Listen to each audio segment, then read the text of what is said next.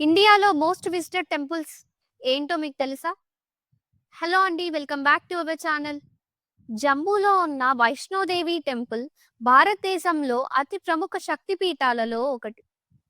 ఇక్కడ సతీదేవి యొక్క కంత భాగం పడింది. ఇక్కడ ఆరాధించే అమ్మవారు వైష్ణోదేవి.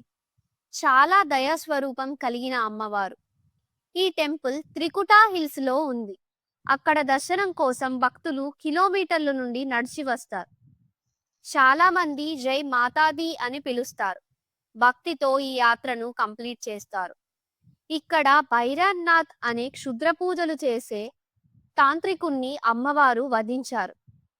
తరువాత తన హ్యూమన్ బాడీని వదిలి 5.5 అడుగుల 3 రాతి విగ్రహాలుగా మారిపోయారు. మహాకాళి, మహాలక్ష్మి, మహాసరస్వతి. ఈ టెంపుల్లో దర్శనం చేస్తే కోరికలు తప్పకుండా నెరవేరుతాయి.